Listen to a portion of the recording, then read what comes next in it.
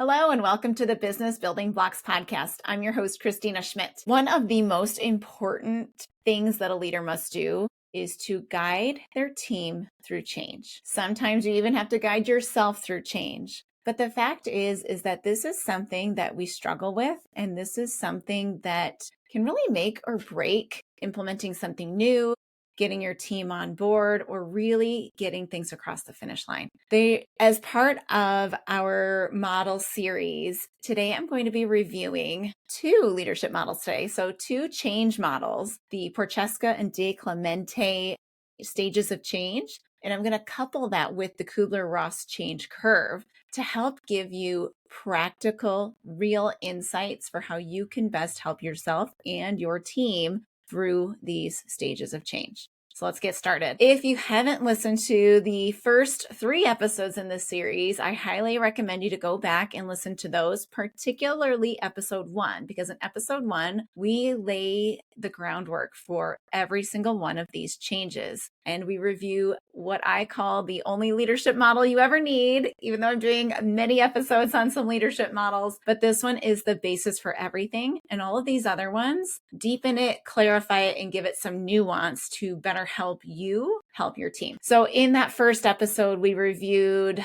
the thoughts, feelings, behaviors, results wheel. And how that really plays out for everybody that you're working with, including yourself, and how you can use that to help really implement change and help really get to the bottom of what's getting in the way of implementing the change. Episode 2, we talked about the ABC model. So antecedents, behavior, consequence, and how that can help us make behavior changes stick and really get them across the finish line. Episode 3, we talked about the GROW model, which is a coaching model that is super helpful in making sure you're actually problem solving the problems that you have and getting to real solutions that are going to work. And now here we are in episode 4, talking about the overall change process. Do you hear all this talk about change? This is why it's so important to understand human behavior and to get some models in your head, because there's so much that we're dealing with change. If you think about when somebody asks you to change something, change a behavior, use something new, you can feel emotions and you can feel all these changes just go on inside of your body and in your brain and even how you act. And it can throw you for turmoil if you're not prepared for it. So again, we have to prepare. And the best way to prepare is to have a basic understanding of what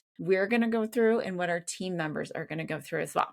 So let's get down to it. If you're on YouTube, you're going to get to see the slides. So if you're driving or walking and you're not on YouTube, I'm going to do my best to describe it. Mostly the first one is a circle and the second one is going to be a curve. So you've probably seen some of these, particularly the change curve before, so you can hopefully just picture it. But if you have a chance, later on, go pop back onto YouTube after you listen to the episode and maybe have a peek of the models if you really need to, or you'll see the words written of which models to go Google and you can go find it. All right, so let's get started. I'm going to share my screen here so you can see it. All right, so model number 1, it's the Prochaska DiClemente stages of change. Now, when I talk about these stages, you're going to say, well, yeah, but when you think about how this looks in the workplace and how this looks when you're working with your team, you're going to start to see that, oh gosh, what I do when they're in all these different stages is absolutely key to getting them to move to the next stage in the process.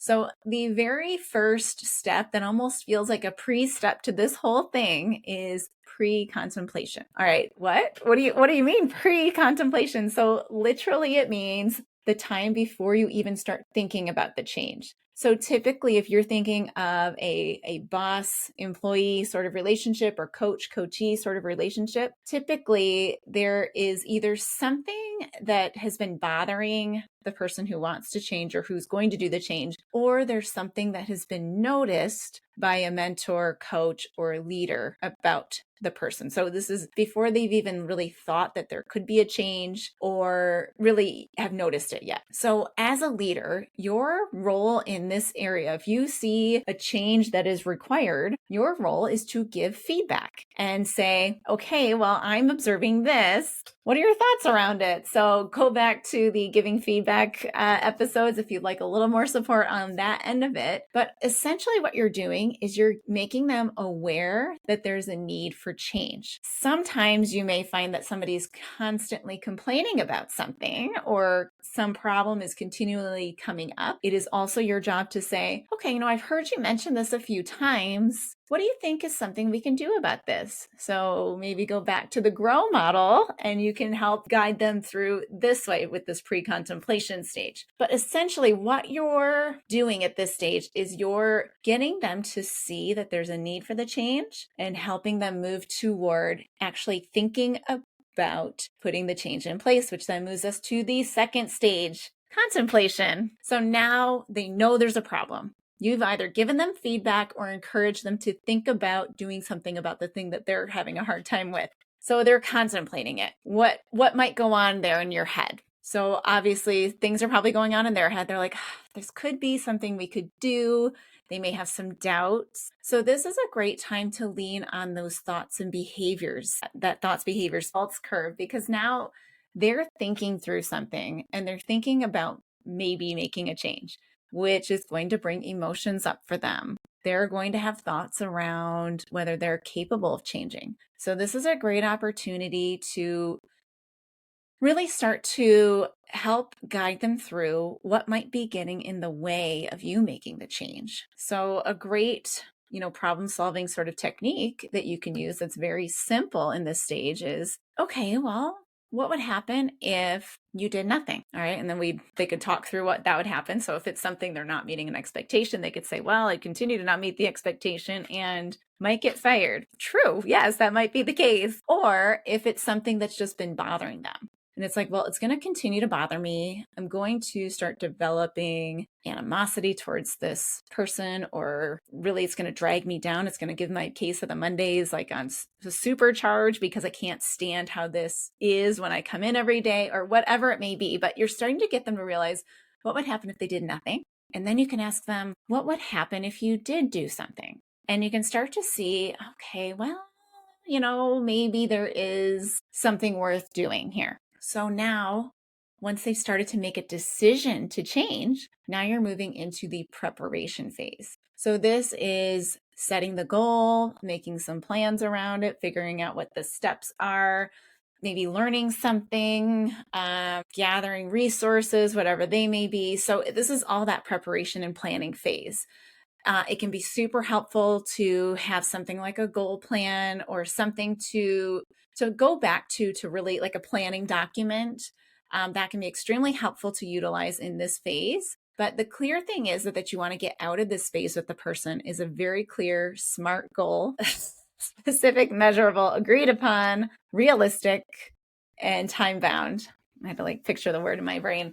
I can usually write it down. So maybe I have to touch on that in another model episode here. So you want to get them to create the SMART goal and to create an action plan around that. So what is going to look like? You're also going to want to start talking through what might get in your way, what other obstacles might you face, and making plans to overcome those or eliminate those. And also really tie in this phase and get locked into that motivation piece. So it might be something that triggered it at the beginning, or it might be something even deeper. What is really going to be better from doing this? Or what terrible thing are we going to avoid by doing this? So those are some really key motivational things that if you put those into that preparation phase is going to help through the action, maintenance, and hopefully prevent the relapse, or at least make a quicker turnaround when relapse may or may not happen. So I've given away the whole podcast here by that. So great preparation can make the rest easier is really what I'm trying to get at. So once they're prepared, now you can say, let's go. We're going to do this thing. Okay. So we're going to do the change. So it might be putting something into place. It might be making, a behavioral change or starting a new habit, whatever that is. Now you're executing the action plan and you're putting the actions into place. So what's going to be needed here as the leader is support for when they hit a roadblock, because they will. It is reminders and accountability, because they are most certainly going to need that, especially if it's a longer dragged out thing or something that's a bit harder. They're going to probably need a little bit more coaching and a little bit more of your time if they're implementing something, especially that's new or something that's hard. So be there to support, and be there also to give kudos when they're hitting their deadlines, when they're seeing success start to come out of it, and start to help them see their successes, because those successes are going to keep the motivation going. It's that momentum. I talk a lot about momentum, but momentum requires continued moving forward. Momentum gives you that forward motion, and it keeps you motivated. So it's so key as a leader to help your team members find the momentum, particularly through these action plan implementation things. So once you're through the action implementation, change of the behavior, implementation of the new habit, and you've kind of got it in place, now you move into that maintenance mode. So again, this takes support. This especially takes checking in. This takes, oh, hey, I observed you. This is still going well. Great job. You're really keeping it going. So lots of those encouraging conversations, and also pointing out very quickly in a very timely fashion when things start to kilter off. Because again, that next stage can happen really at any point through this whole process. But the next stage that we do see a lot, especially if maintenance isn't well supported, is relapse. Because until it truly gets ingrained into what you're doing, you will tend to want to go back to what is known. So in the first episode of this series, we talked about those thoughts, feelings, behaviors, and results. But those thoughts, those are pre-programmed, very hardwired things that are in our brain. And what we're doing when we're changing is we are going back to those thoughts, and we are trying to rewire our brain to behave differently, to have a different automatic reaction when something happens. So until it's hardwired, it can be so easy to fall to relapse. I've seen it described sometimes as basically you've got these pathways and they've worn a very large groove, especially ones that are super old habits. There is a very large groove. And now you're asking to shift over from that initial groove into now a new one. So it could be very easy to slip back into that old groove, and it's going to take some time to really wear away enough of a groove so that you can stay into it. So that relapse can happen a lot, but that's where that maintenance system comes into place, and that high support during the maintenance time can really help prevent the relapse. If someone falls into relapse, they may not notice it. So likely they're going right back to pre-contemplation. And now it's your job again as the leader, the coach, to bring them back into that pre-contemplation. Was this an important change that you made? Do you want to get back to it?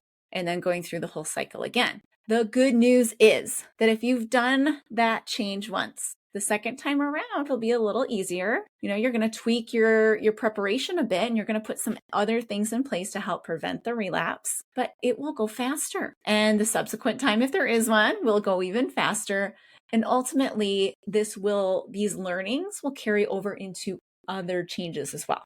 So it is good. Like once you get working this process, it does start to get easier for everybody, because again, we're wearing out new neural pathways. We're teaching people how to think differently, work differently, behave differently, so that we can make those changes. So that is the stages of change. Why do we talk about that? Why is this even important? It really goes back to the whole point of this series that I'm doing, is that when we can figure out where someone is, we can make sure we're supporting that time frame for them. So when we know they're pre-contemplation, we can say, okay, well, what do you think? What would that be like to really make the change? Or we can point it out to them and say, hey, there is a need here. We can nudge them towards thinking about the change. if they're in that action phase, we can be right there following up with them or giving them the support that they need when they need it. But understanding where they are along this curve or along this wheel can really just be a huge support and help get that change through faster. Now, I told you I'd give you two. So here's the second one. And you've probably seen this somewhere before because it does get brought up in grief a lot. But essentially, it is a change curve. And this is what's going on inside anytime someone makes the change. So what I want to do is overlay this a bit with the Prochaska and DiClemente model. Because essentially, if you're looking at YouTube now, I've got it up there, anything before the bottom of the curve, so to the left of the image you're seeing, is that pre-contemplation and contemplation phase. And then anything to the right is all the action stuff. So someone is going to be going through all of these emotions from the point that you point out that there's a need to change. So basically, they are in the stage of pre-contemplation as soon as you make them aware of it. And that puts them into some level of shock, which is this first stage in the change curve. So think back to when you've been told something new. You're like, wait, what? Why is that? What? I don't even understand. So you can move very quickly from shock to denial and saying, no, this is no way. But there is an instant like surprise that there's something happening. So it's some kind of a shock there. Then the second phase is denial. So you're trying to say, or your team member might be saying, they're telling me they're going to do something, but I know it's not going to happen. Or, you know what, they're never going to bring in that new piece of equipment. It won't happen. So depending on history here, depending on the actual change that happens, that denial can kind of hang out there for a while. The y-axis on this is the morale. And so that shock might be kind of medium morale, and it might go up a little bit if they start to say, it's not really happening, or this isn't really going to do anything. So it might go up a bit, but then as they start to see that things are happening, now in our change stages, they're maybe moving from the pre-contemplation to maybe some kind of, well, it's all kind of pre-contemplation there, but maybe starting to move into some level of contemplation. And now they're feeling frustration or anger. And that frustration and anger can start to be, no, I don't want to change. This isn't going to work for me. And I can't do this. And so as they start saying, I can't do this, and this is going to be horrible, they move now into depression, which is this low, low point. So anytime someone is making a change, even if it's something as simple as doing their dishes on a regular basis. If anybody's listened to me for a bit, I have a story here. But even when there's something that is seemingly so simple, they are going through these stages and they're feeling emotions. They're feeling, I can't do this. So what they need, this is through these beginning stages, when they're thinking about making the change, they're going to need support. They're going to need an ear. They're going to need to voice some of those thoughts that are going on in their head that are telling them they can't do this change. And they're going to need to start to overcome that. So the best way to do that, once you can kind of see, they're starting to feel down, the best way to do that is to get them into that contemplation phase very quickly and to start saying those questions that I was telling you before. What would it look like if you did make the change? What small tweak could you make? So you're trying to move them up this I can't remember these names ever, Kubler-Ross curve, sorry, up into the experimentation. So get them to experiment in their mind. Again, this is starting the momentum that I talked about. So you're starting to say, oh, well, what little tweak could you do to move towards this? Maybe you can't implement a whole thing, but what could you do? What small step could you take toward that right now? And start to get them to make these small changes and maybe see small successes, because that's going to start bringing them out of that low confidence and starting them to see that I can do something, and now I can do something bigger. And it will help them start to see that they can do it and they can move out of it, which then can get them into the I'm going to do it, and here's how stage of that action planning, preparation stage, and then finally they actually doing it, which is that integration or acceptance. So these are hugely helpful and hugely beneficial models that really can help you as a leader guide your team through these changes and support them in a way that they need physically to do the changes and also emotionally to also be able to do the changes. Because as we've learned through this series, our thoughts can get in the way so much when we're trying to make changes. If you found this helpful today, send this to a leader who is going through change, who might need a little bit of regroup because they're trying to do a lot of changes all at the same time. So send it off to them.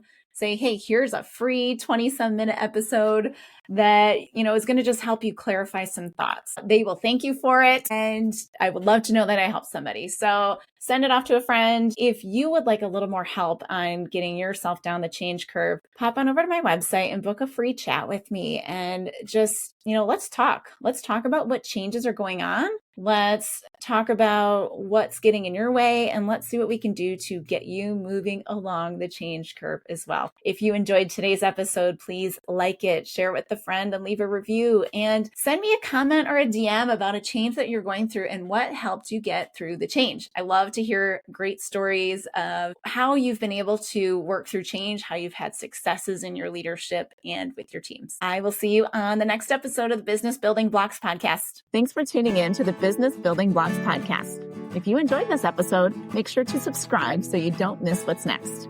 If you found value in our conversation, please leave a quick review, like, or share. It helps us reach more amazing listeners like you. For more resources and insights, visit KristinaSchmitt.ca, where you can find tools and support to empower your leadership journey. Thanks again for listening, and we'll see you in the next episode.